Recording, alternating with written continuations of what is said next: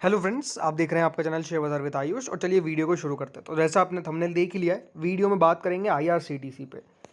IRCTC के लिए हम कह सकते हैं ये अपने आप में एक बहुत बड़ा झटका हो सकता है, बहुत बड़ी खबर हो सकती है शेयर होल्डर्स के लिए, क्योंकि लग रहा था कि आईआरसीटीसी बढ़िया करने की तरफ बढ़ रहा है और पिछले एक महीने में स्टॉक ने ऑलमोस्ट 8-9% की तेज़ी भी दिखाई है। लेकिन अब दोस्तों जो खबर निकल के आई है, इसका कैसे इम्पैक्ट होगा ये तो आप खुद ही बहुत आसानी से समझ जाएंगे, नाप लेंगे, मैं आपको ये कहूँगा। अब दोस्तों आईआरसीटीसी क्या है? आईआरसीटीसी बेसिकली वो एक कंपनी है जो टिकट सेलिंग में यहाँ पे वाटर बेचती है, मतलब पानी बेचती है। जो भी अलग अलग फूड आइटम्स होते हैं ट्रेन के अंदर, वो आईआरसीटीसी बेचती है। ये सब तो आपको पता ही है इसका बिजनेस क्या है। ट्रेन वेन कोई बनाती नहीं है, बस उससे रिलेटेड जो भी होता है टिकट सेलिंग, जिसमें बताया कि देखिए कंपनी का वहाँ पर अलग अलग बिजनेस है, जिसमें फूड भी आ जाता है, फिर पानी भी आ जाता है, XYZ। ये ट्रेन से रिलेटेड जो भी होता है पैसेंजर्स को, उसको डील करती है। लेकिन अगर मैं आपको ये कहूँ कि अभी आईआरसीटीसी की तो मोनोपोली मोनोपोली का मतलब क्या होता है? मोनोपोली मतलब ये होता है दोस्तों, जहाँ पे सिर्फ सेक्टर की पूरे सेक्टर जो है उसके अंदर ये अकेला एक प्लेयर है। सिर्फ इनका ही हर जगह राज आप कह सकते हैं। लेकिन ऐसा जब दोस्तों जहाँ पे सिर्फ एक मोनोपोली है और वहाँ पर अगर कोई सेकंड प्लेयर आ जाता है, तो आपको तो पता ही है उस कंपनी के लिए तो इम्पैक्ट होने वाला है। क्योंकि याद रखिए, जो कंपनी पहले 100% होल्ड करती है उस पूरे बिजनेस को, उस 100% में से अगर कोई सेकंड प्लेयर आएगा, तो याद रखिए इसी का 100% का ही तो टुकड़ा होगा। जो सेकंड प्लेयर आएगा वो इसके 100% में से तो लेगा। अपना तो 100% कोई खड़ा नहीं कर देगा ना। 100% में से हो सकता है कि 98% एक प्लेयर के पास रहे, 2% दूसरे प्लेयर के पास, 95% हो सकता है एक प्लेयर के पास रहे, 2 सेकंड के पास होता है 5% रहे। तो इसी प्रकार की चीज़ हुई है। बेसिकली हो सकता है कि आपको आईआरसीटीसी को अब मोनोपोली ना कहें, ऐसा भी हो सकता है। अब ऐसा क्यों हुआ है, सबसे पहले हम खबर को समझते हैं। तो देखिए खबर क्या है। Adani enterprise to challenge online train ticket booking business of IRCTC soon inks deal to acquire this company. तो बेसिकली कंपनी ने अडानी ग्रुप ने एक नई कंपनी को बाय किया है जो इसी तरह का काम करती है। और अब उसी से ये अडानी ग्रुप आईआरसीटीसी को चैलेंज कर सकता है। ये दोस्तों खबर निकल के आई है और ये खबर अपने आप में बहुत बड़ी है। बिकॉज क्या होने वाला है, Adani enterprises plans to challenge IRCTC monopoly in the online train ticket booking by launching its own platform.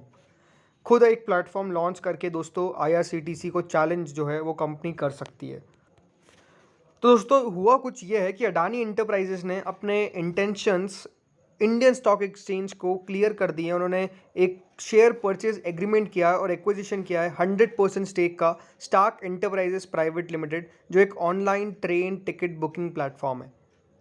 और इसको दोस्तों खरीद के अडानी ग्रुप अब इंडियन रेलवे के अंदर आपको अपना कदम लगाता हुआ नजर आएगा, कदम बढ़ाता हुआ नजर आएगा, हम ये कह सकते हैं। देखो एक बात तो साफ है कि अभी आईआरसीटीसी के अलावा आपको कोई भी प्लेयर देखने को नहीं मिलता है। लेकिन जब आईआरसीटीसी के अलावा भी कोई दूसरा प्लेयर यहाँ पर एंटर कर जाएगा और वो भी अडानी ग्रुप जैसा, तो आप खुद समझ सकते हैं कि कितना कंपटीशन जो है वो क्रिएट हो जाएगा। कंपटीशन छोड़िए, यहाँ पर जिस कंपनी की पूरी तरीके से मोनोपोली थी, उस कंपनी की मोनोपोली खत्म हो जाएगी। मोनोपोली पर अभी तो खतरा मंडरा रहा है, बिकॉज अभी तक तो एंटर नहीं किया है, बट वो मोनोपोली का जो टैग है वो अब दोस्तों यहाँ पर छिन सकता है। और ये बात ध्यान रखिए, अगर एक बार अडानी ग्रुप आ जाता है तो इसकी कोई गारंटी नहीं है कि सिर्फ अडानी ग्रुप ही रहेगा या फिर सिर्फ आईआरसीटीसी रहेगा। फिर हो सकता है कि थर्ड कोई प्लेयर निकल के आए, फिर कोई फोर्थ प्लेयर निकल के आए, फिर कोई फिफ्थ प्लेयर निकल के आए। तो बेसिकली इस इंडस्ट्री के अंदर नए नए प्लेयर्स क्रिएट होना चालू हो जाएंगे।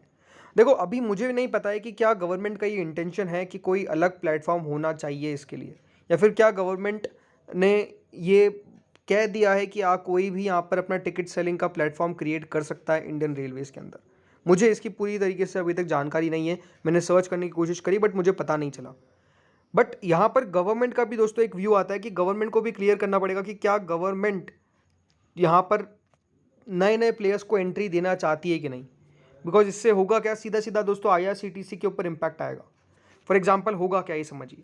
जैसे मैंने आपको शुरुआत में कहा था कि 100% दोस्तों अभी आईआरसीटीसी का हिस्सा है और वो चाहे तो प्राइस को कितना भी अपना हिसाब से बेच सकते हैं, उसमें कोई उनके लिए रोक टोक नहीं है। वैसे गवर्नमेंट बेचती नहीं है, बट जैसे मैंने बताया कि जब कोई भी मोनोपोली होता है तो वो अपने हिसाब से प्राइस को इन्फ्लुएंस कर सकता है। लेकिन जब कोई सेकंड प्लेयर आ जाएगा, तो फॉर एग्जांपल आपको यहाँ एक टिकट अभी मान लीजिए मुंबई से दिल्ली का 500 रुपीज़ का मिलता है, ठीक है, IRCTC जो है वो आपको एक टिकट कितने में बेच रहा है, 500 रुपये में बेच रहा है, ये हम मान के चलिए। अब दोस्तों वो जो 500 रुपये में बेच रहा है, अगर दूसरा प्लेयर है तो वो हो सकता है कि 480 पे बेच दे।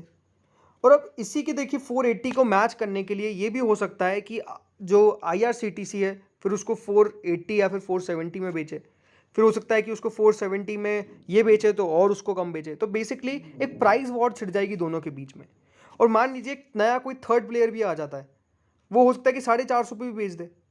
तो आप समझ सकते हैं कि बेसिकली क्या चीज़ होने वाली है, एक बहुत बड़ा चैलेंज क्रिएट होने वाला है। क्योंकि अगर कोई यहाँ पर नया प्लेयर आता है, ज़रूर ये पैसेंजर्स के लिए एक अच्छा सौदा हो सकता है, इसमें कोई डाउट नहीं है। एक इसमें तो कोई दोहराए नहीं है कि यहाँ पर अगर कोई दूसरा प्लेयर आता है तो ये पैसेंजर्स के लिए एक अच्छी बात हो सकती है, बिकॉज प्राइस वॉर के कारण प्राइस उनको कम मिलेगी। लेकिन अगर आप एक बिजनेस पर्सपेक्टिव से देखेंगे तो ये IRCTC के लिए एक बहुत बड़ा नेगेटिव क्रिएट हो जाएगा।